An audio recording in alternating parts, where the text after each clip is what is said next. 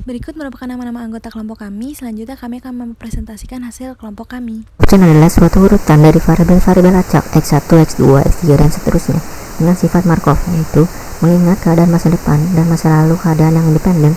Dengan kata lain, nilai yang mungkin untuk membentuk X1S disebut ruang keadaan rantai.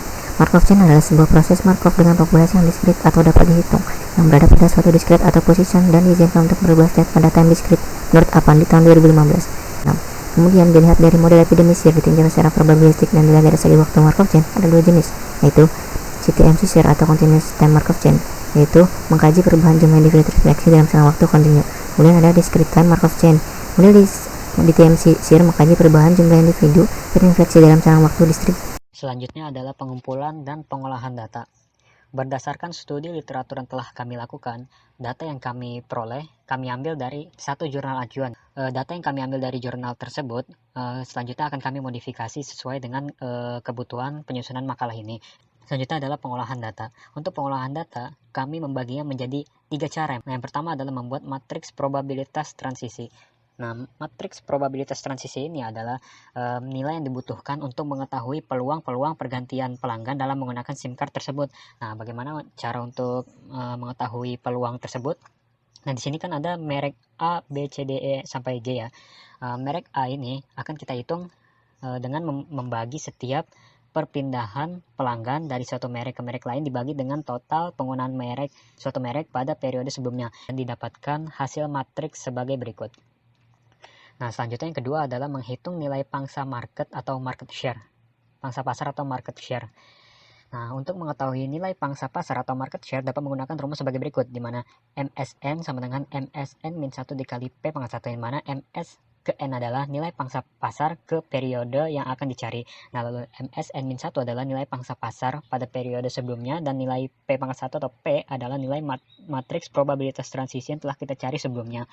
Nah, di sini langkah pertama untuk kita mengetahui nilai pangsa pasar untuk perpindahan penggunaan SIM card tersebut, yang pertama-tama kita akan menghitung nilai pangsa pasar pada periode pertama. Nah, setelah kita mengetahui nilai pangsa pasar pada periode pertama, nah untuk mengetahui nilai pangsa pasar pada periode kedua, kita dapat menggunakan rumus tersebut, di mana nilai pangsa pasar pada periode pertama dikali dengan nilai matriks probabilitas transisi yang telah kita dapatkan sebelumnya, di mana perhitungannya dapat dilihat sebagai berikut.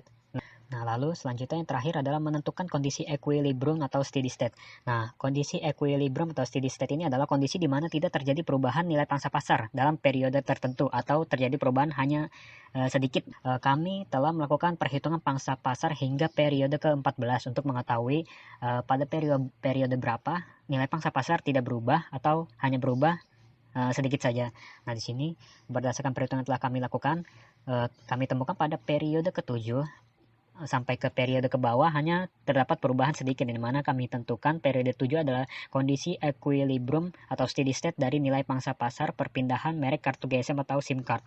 Pada kondisi equilibrium dapat diketahui bahwa nilai pangsa pasar pada setiap merek memiliki nilai yang sama, sehingga informasi ini dapat kita jadikan sebagai strategi pemasaran untuk para provider agar meningkatkan kualitas pelayanan mereka demi mempertahankan dan menambah jumlah pelanggan mereka, guna dengan tujuan utama mereka yaitu meningkatkan profitabilitas yang setinggi-tingginya. Ambil pada penelitian ini, yang pertama, menurut Tender Enezer tahun 2006, rantai Markov chain merupakan sebuah teknik yang berhubungan dengan probabilitas akan state di masa mendatang dengan menganalisa probabilitas saat ini. Proses Markov berwaktu diskrit dan berstatus diskrit terbatas pada T sama dengan 0, 1, 2, 3, dan seterusnya ditentukan hukum probabilitas secara lengkap oleh parameter P, I, J, I, J sama dengan 1, 2, dan seterusnya yang disebut sebagai probabilitas transisi homogen satu langkah, di mana rumus probabilitasnya yaitu P, I, J sama dengan M, I, J per M, I. Berdasarkan pengolahan data yang telah dilakukan, probabilitas tekanan darah pada orang yang menjadi sampel pada penelitian ini akan mengalami kondisi normal dengan kemungkinan 26%, dengan prehipertensi 30%, hipertensi pertama 9%, dan hipertensi kedua 35%, sehingga kemungkinan terbesar berdasarkan prediksi di atas adalah pasien akan mengalami hipertensi 2, yaitu sebesar 35% pada waktu yang akan datang. Pada penyelesaian model Markov chain diskrit dalam memprediksi nilai pangsa pasar serta kondisi equilibrium, didapatkan hasil pada periode ke-7 dengan persentase merek A sampai G sebesar 14,9%. Sekian penyampaian dari kelompok kami. Terima kasih.